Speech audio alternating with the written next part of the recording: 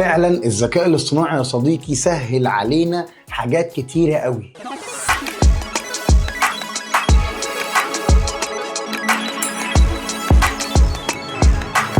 قبل ما نبدا يا صديقي ما تنساش تعمل السبسكرايب بتاعك الجميل واللايك بتاعك اللذيذ عشان خاطر تساعدني ان انا اعمل لك فيديوهات اكتر. ومعاك نادر كابو، مهمتي هنا ان انا ابسط لك اي معلومه تخص التصوير والايديت. يلا بينا على الفيديو. فيا صديقي بلاش تتفرج على الفيديوهات اللي من النوع ده ان حد بيشرح فيها حاجه بالذكاء الاصطناعي وتعدي الفيديو كده وخلاص، عشان تصدقني هيجي لك وقت وهتحتاجه وهتلوص عليه كده بالبلدي. فنصيحه من اخوك يا صديقي، اي فيديو يجي قدامك بالذكاء الاصطناعي طبق على طول، عشان هيجي لك وقت وهتحتاجه فتكون عارف اصلا المعلومه. وفعلا فعلا فعلا هيسهل عليك شغل كتير قوي.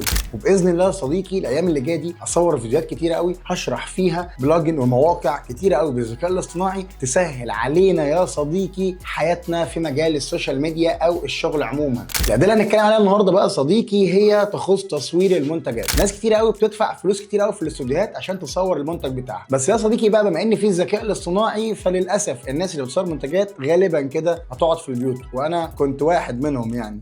فالذكاء الاصطناعي ده هيودينا في 60 داهيه، انا عارف بقول لك ايه، بس خلاص امر واقع واحنا عايشين فيه ولازما نتبعه. طيب احنا الاول عشان نصور منتج معين كنا بنعمل قصه يا صديقي، كنا بنضطر نشوف خلفيه معينه ونقعد نحط كده كام حاجه في البرودكت بتاعنا، نحط شويه شجر هنا، نحط شويه حاجات هنا، اكسسوارز جنب الحاجه بتاعتنا. دلوقتي الذكاء الاصطناعي بيقول لك مش عايز منك غير صوره بخلفيه بيضاء، وربنا يستر يا صديقي عشان غالبا كده هيقول لك صور لي الصوره بتاعتك بالتليفون وابعتها لي وانا هعمل لك موك اب للمنتج بتاعك تاني. يعني الله اعلم، احنا داخلين على ايام ما يعلم بها على ربنا، بس ايام حلوه والله بتسهل علينا الشغل. طيب ايه اللي عليك بقى عشان المنتج بتاعك يكون شكله احترافي؟ واللي عليك يا صديقي انك هتمسك المنتج بتاعك وتصوره صوره على خلفيه بيضاء بس يا صديقي. طب يا صديقي لو ما تعرفش بقى تصور المنتج بتاعك ازاي، او لو انت ما تعرفيش تصور المنتج بتاعك ازاي، بكل بساطه اشرح لك ده دلوقتي وباستخدام التليفون. الحقيقه انا ما لقيتش منتج عندي اصوره، فانا هصور بالكيس بتاع النايك الهولي لاند ده. هناخده صورتين ثلاثه كده وهنرفعه على الموقع بتاعنا الجميل مشكورا، وهو يعمل بقى الباقي. كويس بس يا صديقي انك انت تاخد كام صوره حلوه كده